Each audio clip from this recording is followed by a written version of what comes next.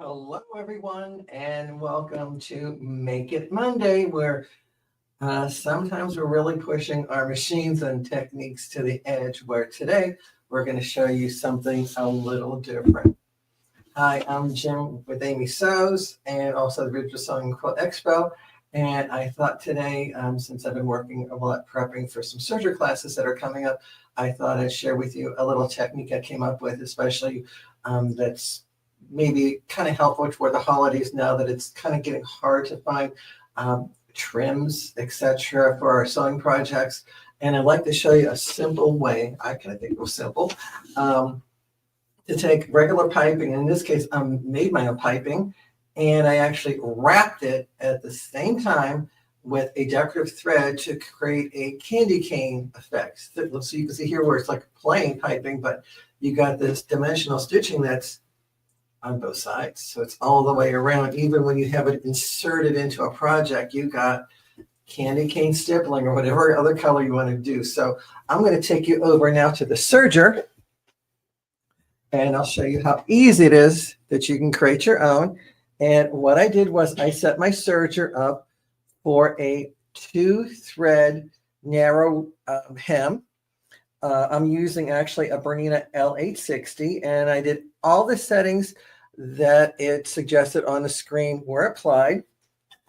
If I open this up for a second, I can show you where I also have my 2-thread adapter engaged.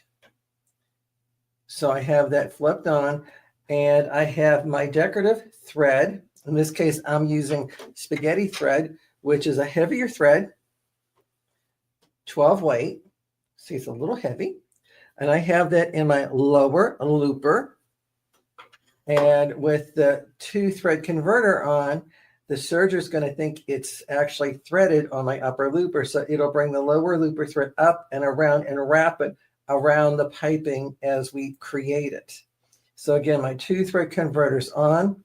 My blade has been disengaged. And I have my stitch finger at the regular position for serging. And normally when we make our piping, we would put on a piping foot, which rather looks like this. And as you can see here where the opening is on the pipe, so the piping foot, my cording would be inserted under there, which means that the seam allowance for the cording will all be at the right-hand side, allowing the serger to finish the raw edge, sew the piping in place, and trim off the excess. Well, I don't want that to happen here. That's why I lowered my blade. And I want all my seam allowances to go on the left-hand side, not the right, because I want the piping to have free access of being wrapped in thread. And that's where I kind of broke the rules a little bit, and I put on my beading foot, which has an opening in the back, allowing pearls and beading and cording, etc., to be sewn onto the edge. And that's where I kind of got my inspiration to use that foot. I have my cording selected. Sorry about that. And I'm going to take my fabric, and I'm just going to wrap it around the cording. And you can see here it hasn't been pre-stitched. It's all loose, and I want to get it under my foot. That could be a little cumbersome on some sergers when you're doing it. I happen to really like this feature on the machine. I can flip that blade just out of the way by sliding it to the left so that I can easily put my fabric underneath and swing it back into position. And then when I lower my presser foot, you can see that I have everything engaged. Sorry if my hand was in the way, but you can see now that it's all enclosed, and I have my needle is in the right-hand position, so it sews close to the cording that I've inserted to make my piping, and it's going right under that groove that was designed for the cording and beads and pearls, etc., to go through. And I actually took my little seam guide and moved it over to the side because I'm going to have it wedged in between these two, so I could use that as a little guiding tool. Normally, our pearls would go into that little trough there, but see, I'm on the outside of it. again, I'm breaking the rules here, and I am going to sew a little slower. One thing I also did was I increased my stitch length because I wanted more spacing between the stitching. So I increased my stitch length to like 3.5. I also decreased my lower looper tension so the threads could fully wrap around that piped edge. So the lower looper thread was decreased. I brought it down to actually 1.1 setting. And on my my right needle thread tension, I increased it to like 3.5. So it's pulling that thread up on the back side so it really wraps it tight. And as I sew, I'm just gonna, like I said, sew a little slower and let the machine do all the work. I'm just gonna straighten up my cording underneath there.